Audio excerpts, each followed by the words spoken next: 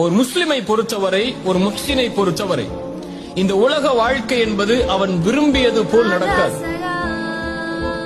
அல்லாஹ் விதித்ததின்படிதான் அவனுடைய வாழ்வு இருக்கும். திரும்ப சொல்றான், ஒரு முஸ்லிமை பொறுத்தவரை அவன் விரும்பியது நடக்காது. அல்லாஹ் எதை விதித்தானோ, அவனுக்கென்று எது முடிவு செய்யப்பட்டிருக்கிறதோ அதுதான் வாழ்வில் நடக்கும்.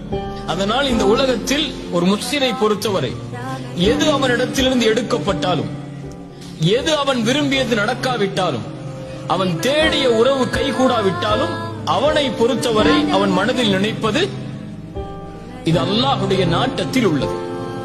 என் இறைவன் எனக்கு எப்போதும் நலவைத்தான் நாடி இருப்பான். எனக்கு அநீதம் செய்பவன் இறைவன் அல்ல, எனக்கு நலவு செய்பவன் தான் என் இறைவன். என் தாய் எனக்கு கெடுதல் நினைக்க மாட்டாள், என் தந்தை எனக்கு கெடுதல் நினைக்க மாட்டாள், என்னை நேசிக்க கூடியவன் எனக்கு கெடுதல் நினைக்க மாட்டான். அதுபோல்தான் என்னை படைத்தவன் இவர்களை விடவெல்லாம் மேலானவன். அவன் ஒருபோதும் எனக்கு கெடுதல் நினைத்திருக்க மாட்டான்.